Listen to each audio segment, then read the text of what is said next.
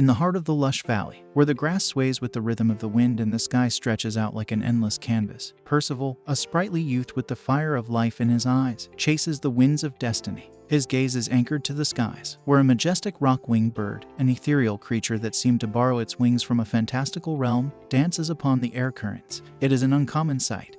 This winged marvel, a glimpse of nature's rare artistry, and it ignites within Percival a fervent desire to not let this fleeting wonder slip through his fingers. He shouts with youthful exuberance, his voice carrying over the open field to where his grandfather stands, a figure of age-worn resilience. The call to action sparks a gleam in the old man's eyes, a remnant of youthful vigor that time had not entirely claimed. With the ease of a seasoned warrior, he surveys the land for his impromptu armory and seizes upon a pitchfork, an ordinary tool about to be wielded with extraordinary skill. The moment is charged with an electric anticipation. With the strength of bygone days, the grandfather raises the pitchfork as though it were a warrior's spear, and with a motion that belies the tremble in his hands from age's relentless march, he propels it through the air. It arcs gracefully, a testament to his undimmed precision, and meets its target with a thud that resonates through the field, an echo of triumph against the stillness of nature. As the avian quarry succumbs to gravity's call, spiraling down towards the jagged maw of the cliffside, Percival's heart races. His legs move of their own accord, carrying him swiftly to the edge of the precipice, without a moment's hesitation. And with the audacity that only the innocence of youth can muster, he leaps after the tumbling prize. His hand, outstretched, is guided by an unwavering resolve. And as the ground rushes up to greet him, his fingers find salvation in the embrace of an outcropping rock, a hair's breadth from mortality.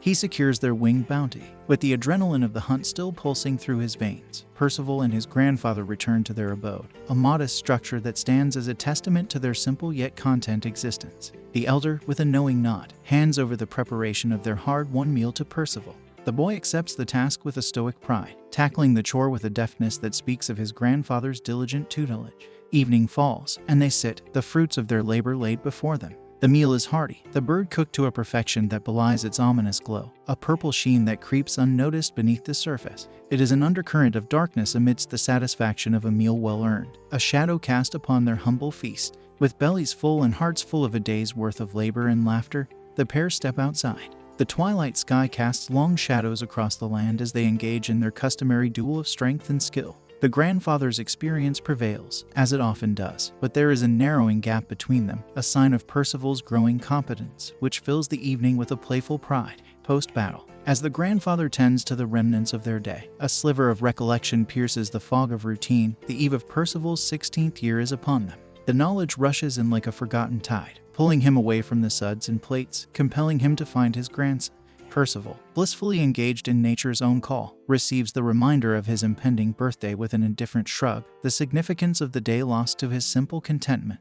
Their world, cocooned in the valley's embrace, remains unaware of the larger tapestry of life beyond its borders, a tapestry that Percival, on the morrow of his 16th year, is destined to unravel. Eager for adulthood's privileges, Percival's mind races to the prospect of savoring his first beer, only to learn that while he may shoulder an adult's responsibilities, some indulgences still remain just out of reach. With the patience of a guiding star, his grandfather steers him to the cliff's summit, presenting the boundless canvas of the world beyond their isle, a tapestry of adventure, the vast unknowns to explore, and perhaps, hidden somewhere within its expanse, the legendary treasure known as the One Piece. Percival, unburdened by dreams of distant shores and epic sagas, finds solace in the simple life he leads with his grandfather. As twilight descends upon their tranquil island, Grandpa reminisces about Percival's father, a man whose adventurous spirit led him away at 16, a stark contrast to Percival's contentment. To Percival, the tales of his father are shadows of a past life, and he's come to accept the narrative of his father's demise. Probing gently, Grandpa inquires if Percival ever feels the pang of solitude in their seclusion. But Percival's world is complete with his grandfather's presence. He desires no more. Later, under the celestial glow, Percival's mind wanders to the wonders his grandpa spoke of, his heart fluttering with curiosity. Yet, the joy woven into the fabric of his current life is too precious to trade. As the night deepens, he succumbs to slumber beneath the stars, only to awaken to the sight of a knight upon a levitating vessel, the very same that claimed his airborne quarry. The knight, on a quest for a figure named Verges, finds in Percival an innocent guide, one whose life has been untouched by guile or skepticism. Percival, enthralled by the chivalric image before him, divulges without a second thought the identity of his grandfather as Verges. He is oblivious to the incongruence of a fully armored knight seeking a peaceful reunion or the silence of stories untold by his grandpa about such a visitor. in Percival's world, where trust is as common as the sea breeze. He sees no reason to doubt the knight's intent or attire. He reveals that Grandpa, known as Verges, is just over the hill, tending to the morning's repast. With the innocence of a heart that's never known betrayal, Percival bridges the gap between a mysterious past and the unassuming present, unaware of the tides of fate that may be shifting just beyond the horizon. The moment of revelation strikes Percival like a cold gale, his naivety shattering as he realizes the gravity of his mistake. The knight, under the guise of a benign visitor, had played upon Percival's innocence, manipulating him to reveal Verges's whereabouts. With the eagerness of youth now replaced by a gnawing dread, Percival dashes back, hoping to undo the potential peril he's unwittingly wrought upon his grandfather. Back at the homestead, the serene morning routine is sliced through by tension as Verges, once a holy knight, finds himself face to face with a ghost from his past. The knight's intentions are clear, as are the stakes of this confrontation. Their swords sing a discordant duet as Verges parries a lethal strike, the impact sending him reeling through the air. His home, a symbol of his peaceful life, now collateral in a battle he had long forsaken. As the two warriors engage, it is clear that Verges's time away from battle has not dulled his instinct. But the knight's assault is relentless. With a devastating blow, the knight remakes Verges's image, and destruction reigns upon the dwelling that once harbored quietude. Percival's arrival, though driven by desperate hope, is tragically ill-timed. His cries for cessation are swallowed by the cacophony of combat, disregarded by the knight whose thirst for retribution is unquenchable. The knight turns his deadly intent toward Percival, the progeny of Verges, now marked for the same fate. In a defiant stand, Percival grasps for a weapon of the earth, a stone hurled with the force of fear and fury, only to watch it falter against the knight's might. Unwilling to concede, he ups the ante. Armed this time with a boulder, yet his efforts remain futile, a stark testament to the knight's formidable power. Percival stands, a boy against a tide of vengeance, the knight's lethal magic now aimed at him, teetering on the brink of an abyss much deeper than the cliffs he once leaped with innocent abandon. Amidst the chaotic thrum of battle, where hope seems a fragile thread, Grandpa Verges intercedes with a desperate plea, casting himself between the knight's lethal intent and Percival's innocence. He urges the boy to flee, to preserve the flicker of life that still clings stubbornly within him. But Percival, with bonds of love binding him to his grandfather, refuses to abandon him to a grim fate. Yet the knight, an executioner cloaked in the guise of righteousness, is resolute. His sword sings a gruesome lullaby, carving pain and despair into Verges with each unforgiving slash, while a final devastating blast sends Percival reeling, a young life teetering on the precipice of oblivion. As the world blurs into a silent white, snowflakes like ashen tears from the heavens, Verges confronts his would-be executioner, questioning the timing of his own mortality. The knight reveals his drive, spurred by a prophecy of calamity, of 4 knights of the apocalypse destined to unseat the great King Arthur. In his zeal to thwart fate, the knight deems Verges a plausible thread in this ominous tapestry, a thread to be cut with cold steel. Percival, defying the knight's overkill, rises, the resilience of youth his shield, confusion and sorrow mingling with the blood he spills. Inexplicably whole, he faces the wreckage of his world, apologizing for his perceived weakness. Verges, with the lucidity of one staring at eternity, reassures Percival that his strength was never meant to shield someone like him, that the boy's path should lead him to protect the truly deserving.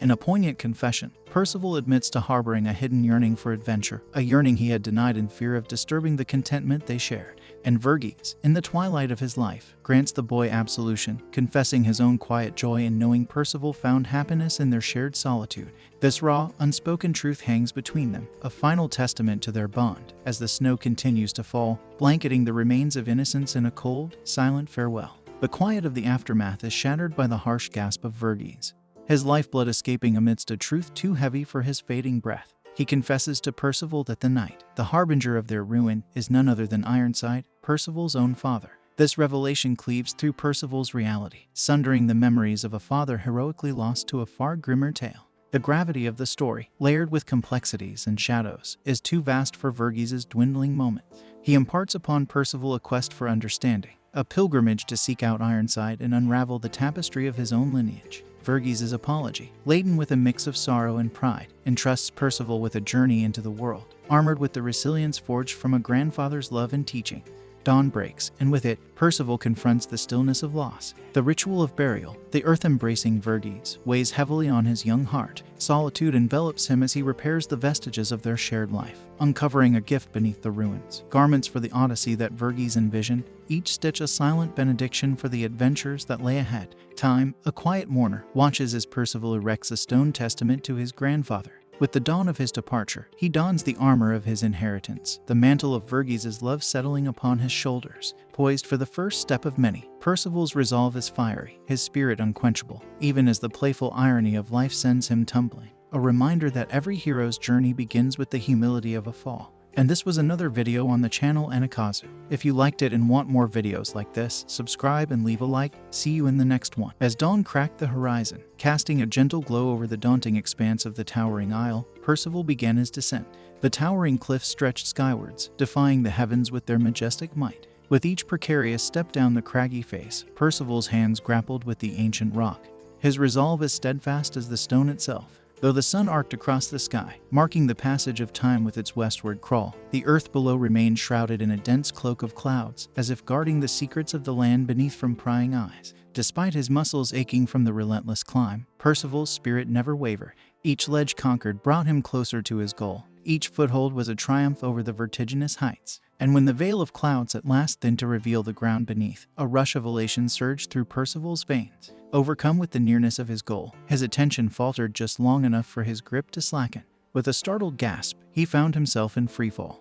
The wind howling past his ears, a wild chorus accompanying his descent. The landing was abrupt and jarring, sending clouds of dust skyward. As the haze settled, Percival found himself not alone, but in the presence of a peculiar creature, one that was an enigma to his senses. Its form was an intricate tapestry of the bizarre and fantastical, an embodiment of the unknown realms he had yet to explore. With a mixture of wonder and caution, Percival approached the creature, extending greetings and narrating his tale in a hopeful torrent of words. The creature, however, regarded him with a gaze as opaque as the mist-shrouded isle above, its mind clearly unattuned to the language of men. Undeterred by the absence of dialogue, Percival observed as the creature, perhaps disinterested or simply following some unfathomable instinct, began to amble away. A spark of curiosity ignited within him, urging his legs to follow. The creature, sensing the pursuit, quickened its pace and dashed off with surprising alacrity, leading Percival through a serpentine chase until they reached the unexpected gathering of street performers. Cats, with a flourish of his wrist, sent papers ablaze, crafting a dance of flames that captivated Percival's sight.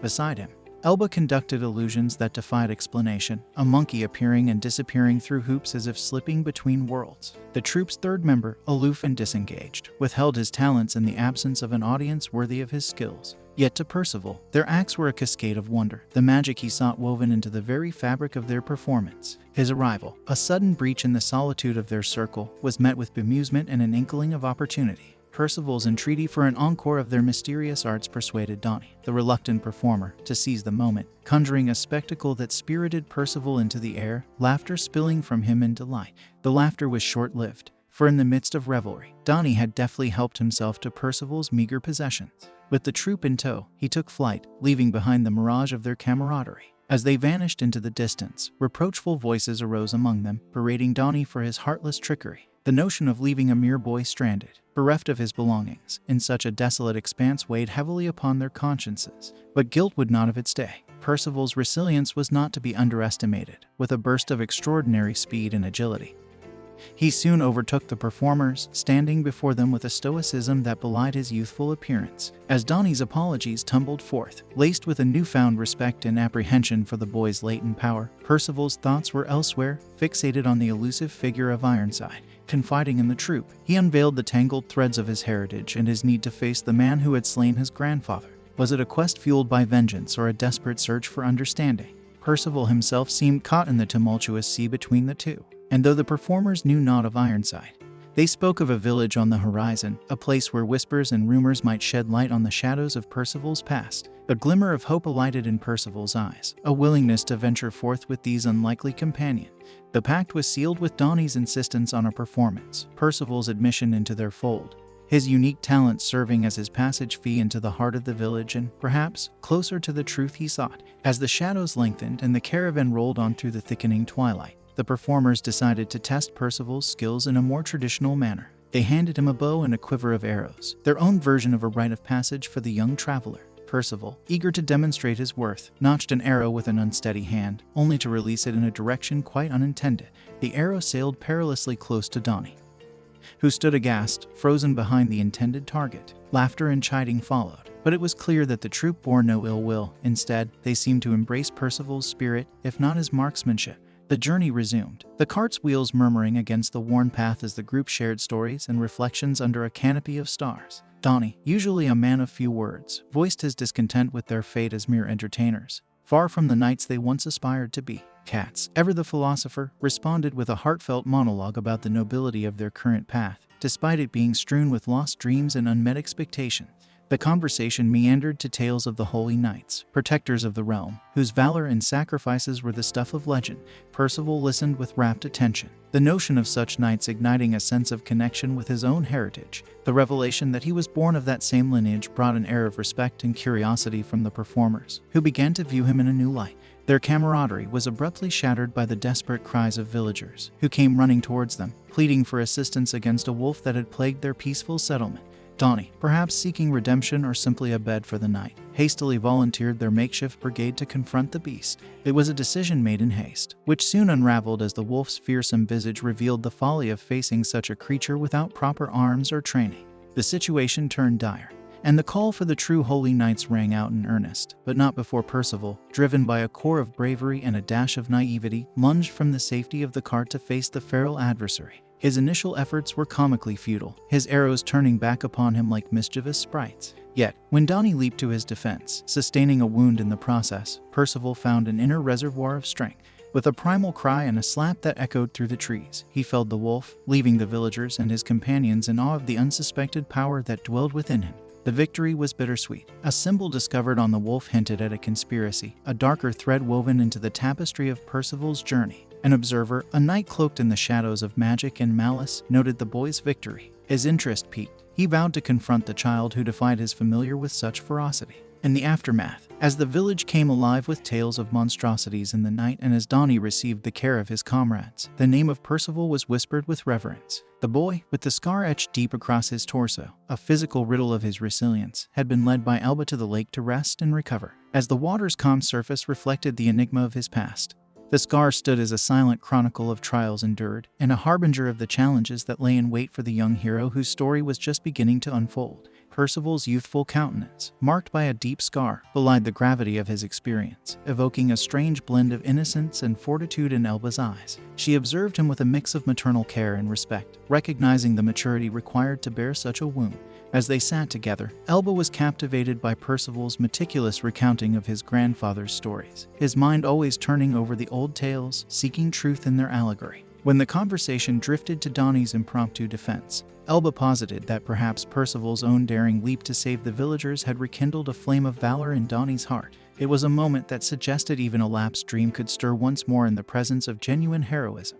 Percival, intrigued by the concept of holy knights, pressed Elba for details. She obliged, painting a picture of noble warriors whose might and magic were bound to the service of justice, far surpassing the playful prestidigitation they had witnessed that day. As night descended, the villagers celebrated with abandon, raising cups of sweet berry juice in honor of Percival. He found himself swept up in the revelry, the simple pleasure of the drink momentarily washing away his burdens. Elba's cheeks tinged with red upon the revelation of Percival's age, her embarrassment recalling their lake encounter in a new light, not as a guardian and child, but as equals. The festivities were punctured by Percival's inquiries for Ironside, his frustration mounting with each negative response. His call into the night may have been born from desperation, but it was answered by Pelagard, the holy knight with a shared history with Percival's forebears. The man descended, not just as a bearer of knowledge, but as a challenge to Percival's quest. While admiration for the boy's fearlessness was evident in his tone, Pelagard was reluctant to reveal more without testing Percival's mettle in combat.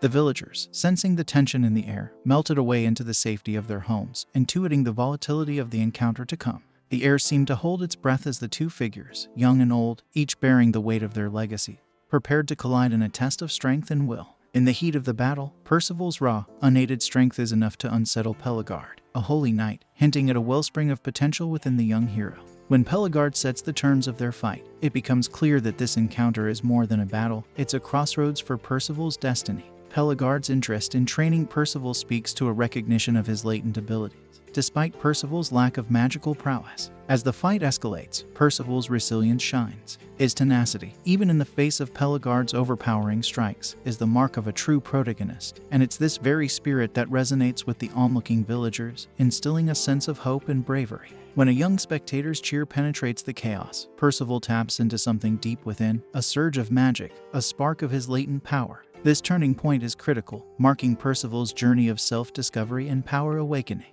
Pelagard's shock suggests a mixture of betrayal and awe, recognizing that Percival may have been unaware of his own latent magic. The video's cliffhanger ending, leaving viewers yearning for the resolution of this magical awakening, plays on a classic storytelling trope, the promise of continued adventure and the potential for growth and learning on Percival's part fuel the anticipation for what's to come. Will Percival master his newfound abilities? How will this change the dynamic between him and Pelagard? The tale of Percival is just beginning to unfold. And this was another video on the channel Anicaps. If you liked it and want more videos like this, subscribe and leave a like. See you in the next one.